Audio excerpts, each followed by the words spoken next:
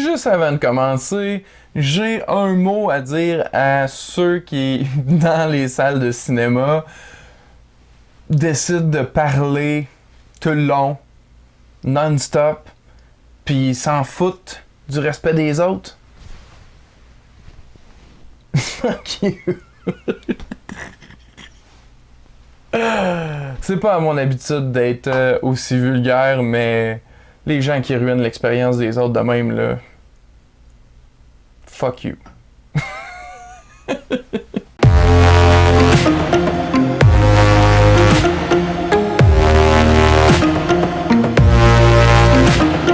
Bonjour et bienvenue à Chubby Critique. Aujourd'hui, je donne mon avis sur le 3e chapitre de la franchise Conjuration, intitulé The Conjuring, The Devil Made Me Do It. Lorraine, you need to come back. Is saving him worth everything you have? Because that's what it may very well cost.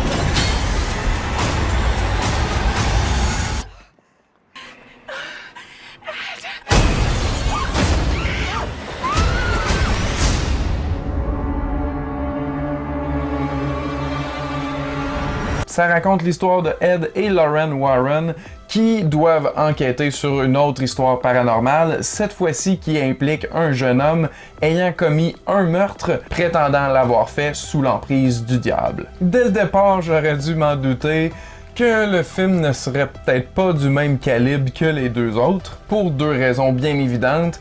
La première étant, il n'y a pas le chiffre 3 dans le titre. Puis le titre en question, il est vraiment trop long puis pas super sexy, même en français, Conjuration sous l'emprise du diable. Et la deuxième raison, la plus importante, c'est pas réalisé par le même que les deux premiers, c'est-à-dire James Wan. Cette fois-ci, c'est plutôt Michael Chavez qui est à la barre et malheureusement, ça paraît. Et ce, malgré le fait que c'est scénarisé par James Wan, ainsi que David Leslie Johnson McGoldrick. J'ai trouvé qu'on avait honnêtement quelque chose d'assez conventionnel. À la place de détourner les codes du genre, on les emprunte et vraiment sans amener quelque chose de nouveau. Ce qui est décevant compte tenu de la qualité des deux premiers films qui faisaient tout au contraire élever le genre. Là par contre ça se classe parmi des films acceptables, divertissant, mais vraiment pas avec quelque chose de singulier qui fait se démarquer. On a joué un peu avec la chronologie pour essayer justement de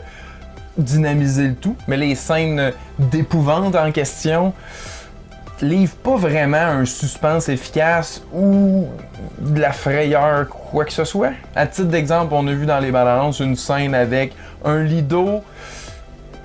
On a vraiment déjà vu ça plusieurs fois, je dirais. Bien heureusement, au moins on a des acteurs talentueux, donc on s'attache vraiment aux Warren qui continuent leur enquête paranormale. Et même que cette fois-ci, le personnage de Ed Warren doit être un petit peu mis de côté parce qu'il peut pas faire certaines choses.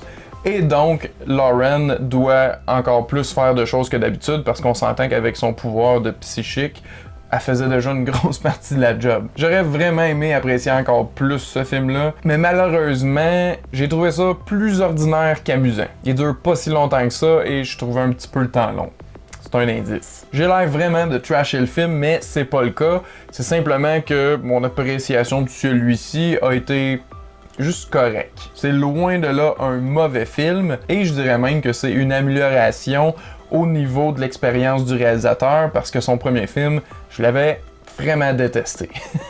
Et j'allais presque oublier de parler de l'histoire parce que c'est quand même l'élément le plus intéressant du film. Même si presque tous les films d'horreur se sont targués d'être basés sur de faits réels, ben ceux-là, c'est quand même vrai que les Warren ont existé puis ont fait des enquêtes puis tout ça, dont ce cas-là. Ce qui apporte quand même un genre d'aspect lugubre à toute l'histoire. Et je dirais même que le générique de fin du film était la partie qui était le plus effrayante. C'est quand même drôle à dire, mais c'est vrai parce qu'on nous présentait des images d'archives et de l'audio de ce cas-là, ce qui était quand même assez creepy, plus que ce qu'on a vu dans le film en tout cas. Au final, je le recommanderais seulement aux fans de la franchise ou aux amateurs d'horreur qui veulent absolument en avoir un et qui ont déjà vu A Quiet Place Part 2. Et donc, prévoyez-vous aller le voir? Si vous l'avez vu, qu'en avez-vous pensé? Répondez-moi dans les commentaires ci-dessous. Un grand merci d'avoir écouté, à la prochaine!